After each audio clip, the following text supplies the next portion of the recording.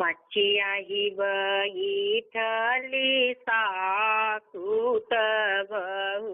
हरियर जकैनी बहु हरियर जकैनी हो सासु तानी एक पिसाना जे दे तू रोटिया पोई के धाई दे रोटिया पोई के धाई एत हो एतनी बचनी सासु सुनली त पिसना जाई के दे नी पिसना जाई के दे दिहनी हो बहुअर नरमी रोटिया पोई हाथ उह सब खाई सब खाई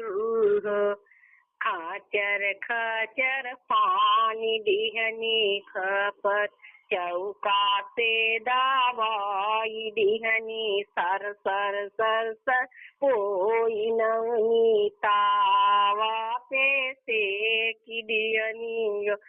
सासु हमारी कलैया पीरई नीत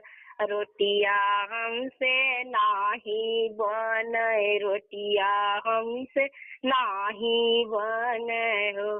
चारी रोटी चमैनी के दिहली चारी रोटी नौनिया के दिहनी चारी रोटी धोबिनिया के दिहनी चारी रोटी राजा के बहिनी खैनी सासु सोलही रोटिया हमारी उठी गई हम काऊ खाई हम काऊ खाई तनी बचनी सासु सुननी तू बउराई गई खटिया पर से गिरी हाथ गोड़ टूट गयल उतना थुतना फूट गयल बहुअर काई पान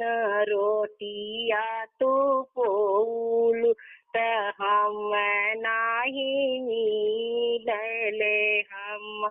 नाही मिलले हो के सासु हमारे तयावती बाटी पीरी